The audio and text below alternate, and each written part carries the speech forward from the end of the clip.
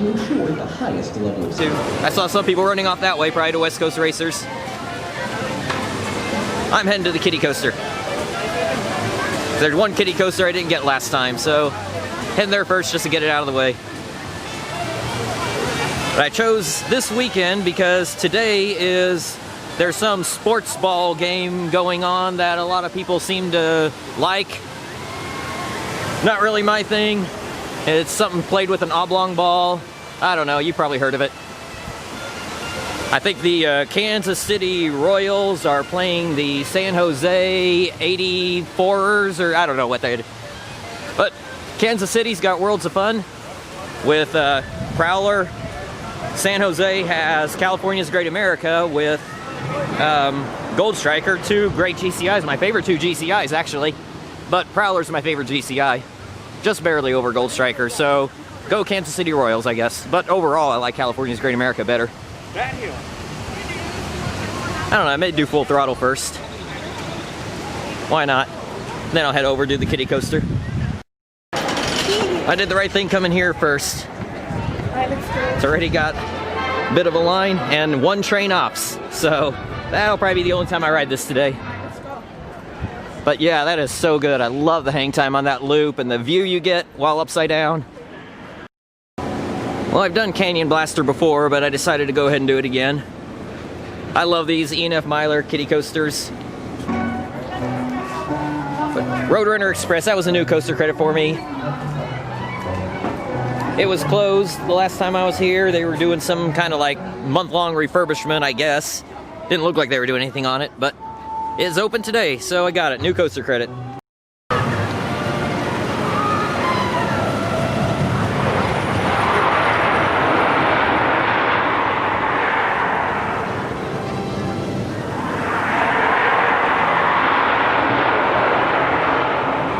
And yes, that was Superman being noisy.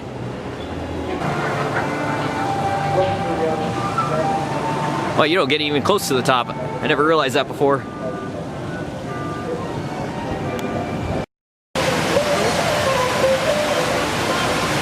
Viper's running. Oh my goodness, I'm actually gonna get on that thing. Alright, I know I said I was doing X2 next, but gotta get the priorities. I have not been on Viper yet. Got all day. Since it was closed. It was closed for a 4-month refurbishment the last time I was here. So, gotta get it just in case. Got a new coaster credit on Viper. Got to ride in the front row and it was a Zen ride. My gosh, that was so good. I gotta say, this could be my third favorite in the park. Behind X2 and Twisted Colossus. I think right now, definitely ahead of Tatsu. But I gotta get another ride on Tatsu to make sure on that. Yeah, just like I usually say, grab the restraints, lean your head forward, and it is so good. No head banging. And in the front row, got a really good pop of airtime going into the mid-course.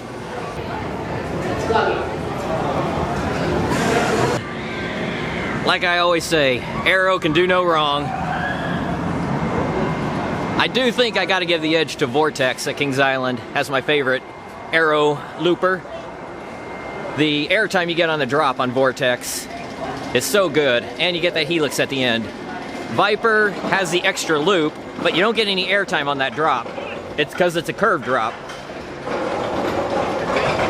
But you do get airtime on the rise up into the mid-course, and you might get some airtime on, you get a little drop, like right after the double corkscrew.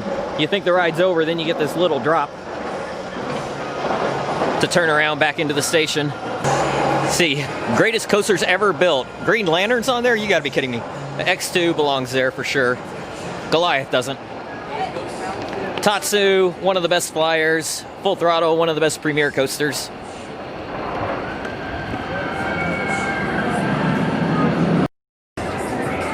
Yes, this is the moment I've been waiting for. It is time. I'm coming back now because there are 4 coaster credits I can pick up that I didn't get last time. But this is what I'm most excited about for sure. X2. That's Viper you're looking at right there. X2 is a long ways up. You gotta walk a ways to get to it, but it is worth it.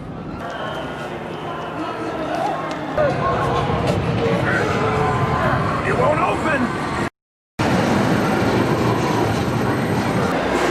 Engine right on, X2, advance to please. 2 train operations.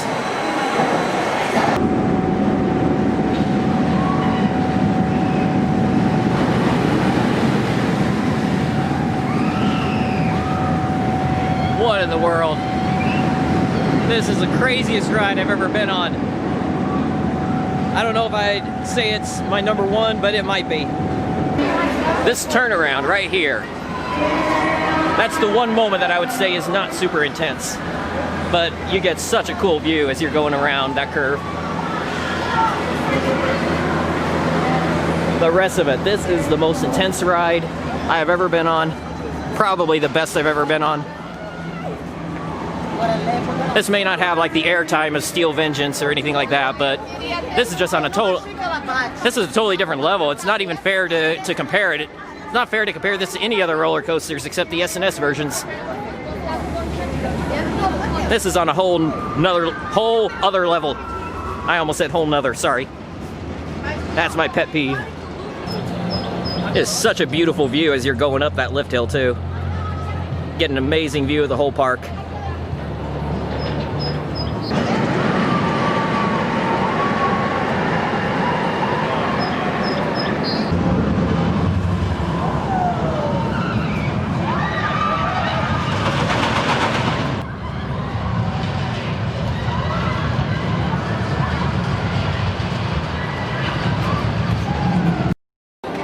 X2, I think that is number one.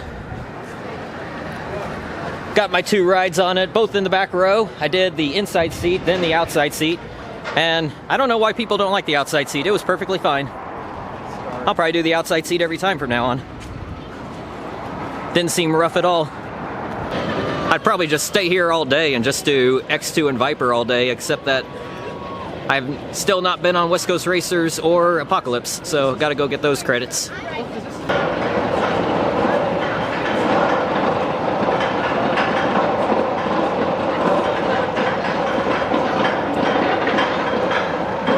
That drop is so crazy.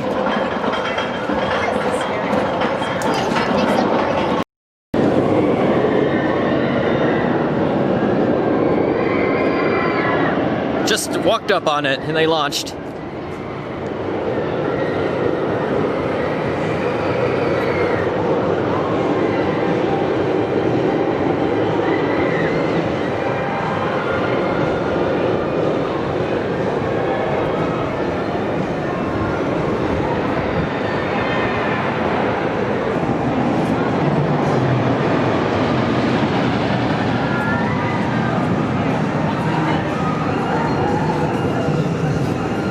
So if you're coming from the Tatsu area, you actually come by Apocalypse first.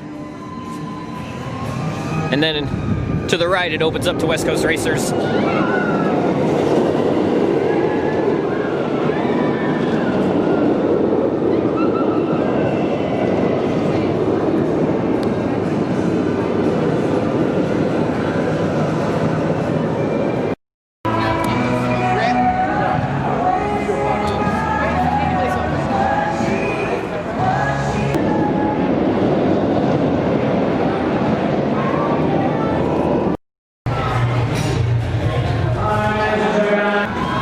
Rode West Coast Racers. It was pretty good. Got a lot of people kind of saying that it's a little underwhelming. I think I probably would agree with that, but I was expecting it to be that. I wasn't expecting a super intense ride. Very gentle launch. The initial impression though, that high five element, that hurt. That slammed me into the discomfort collars and I was in pain. I didn't even notice going through the stall. One other thing I noticed about the stall, it's kind of just an extreme overbank turn that goes completely upside down. It's not really a stall. You think of Twisted Colossus, that's a stall. This one is not. I honestly didn't even notice that we had gone upside down on that supposed stall. But that doesn't make it a bad element. But in fact, none of the elements would be bad if it didn't have the discomfort collars. But there were a few moments that it either slammed my ears, my neck, or my head even, because those floppy discomfort collars, they like go all over the place. Maybe it was just a seat I got. I'll have to try it again later. But good thing is I only waited 20 minutes.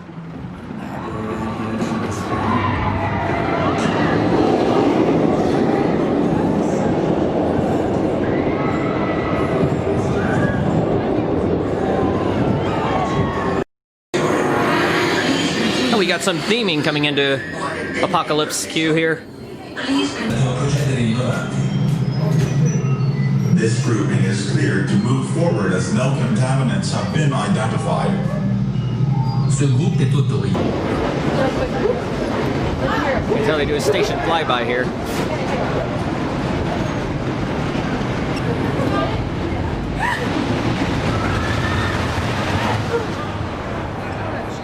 I rode it in the front, then the back. Back is better. And I would say it's one of the weaker GCIs that I've done. Definitely ahead of Roar, although that's a very low standard. But even though it was one of the weaker GCIs, it's still a good coaster though.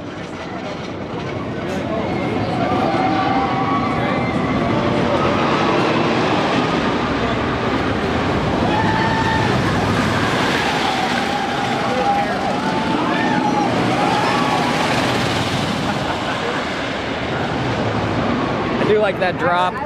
It's got a really good drop on it. Twister layout, it's a little bit rough. It's got that GCI roughness that I like. And I like that station flyby.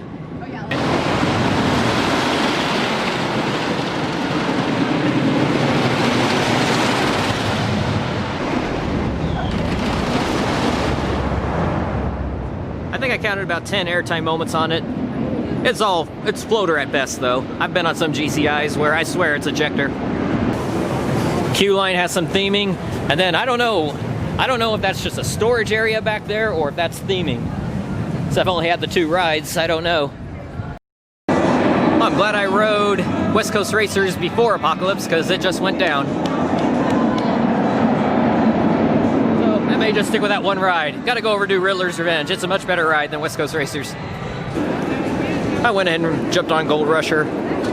They're only running 1 train, but I was lucky enough to find an empty row to get on towards the back. And yeah, I remember this section, this part right over here was closed off on me last time I was here. So I came down these steps from Ninja. So yeah, that was a big section of the park that was closed off back then. A lot more people here than I thought there would be.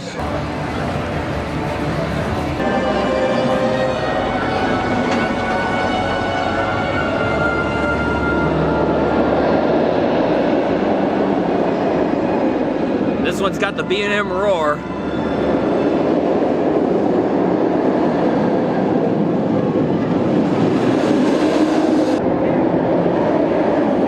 The incline loop there. I would really look forward to getting back on this one now that I've learned how to ride these stand-up coasters.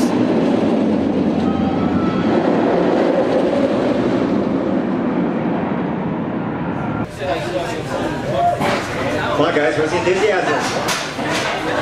Oh, there we go. I forgot about this really long extended queue for each row. I just rode Riddler's Revenge 3 times within 30 minutes. I definitely really like this. I don't think I like it as much as Green Lantern at Great Adventure though. I think I'd give Green Lantern a slight edge over this. But this does move up my list. This is moving up my list from last time I was here.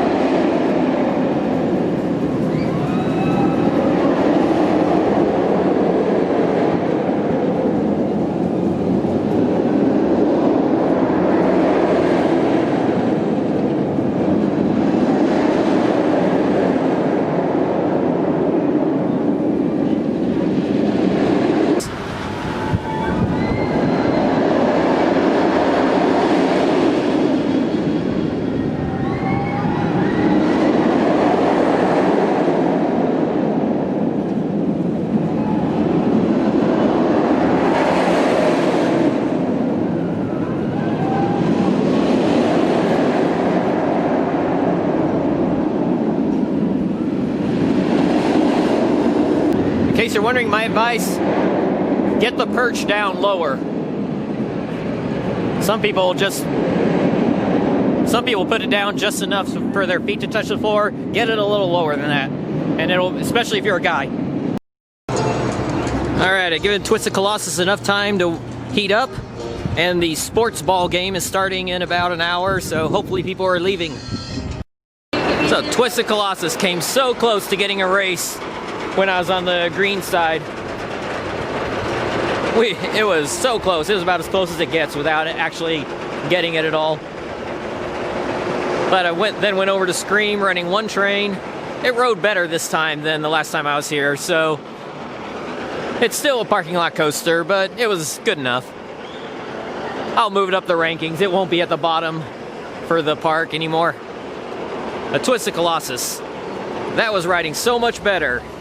I hear people talk about how strong the airtime is and that and all that, and I was just like, I don't remember it being that strong.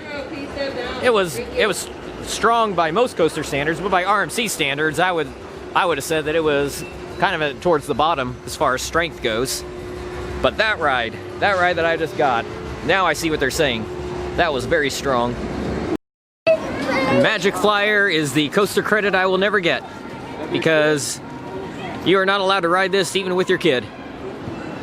There's a maximum height on this, so you have to send your kids on by themselves. Getting towards the golden hour. This is the time to ride full throttle.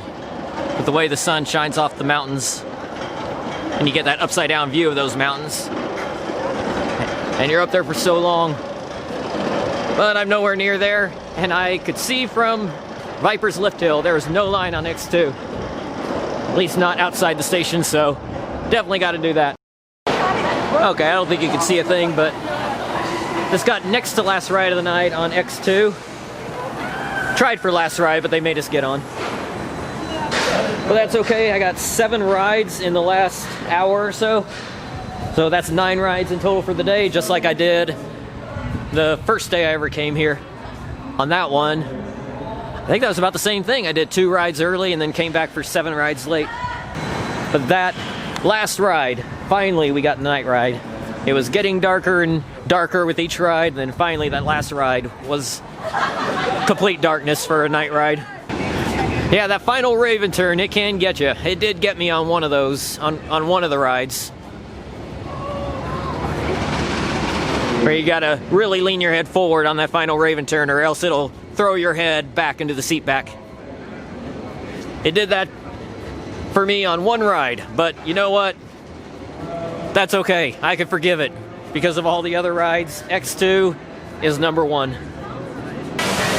So then, is it a good idea to come to Magic Mountain on Super Bowl Sunday? Well, I'm not sure moving forward, because it sounds like last year the park was completely dead on Super Bowl Sunday. But today, there were quite a bit of people.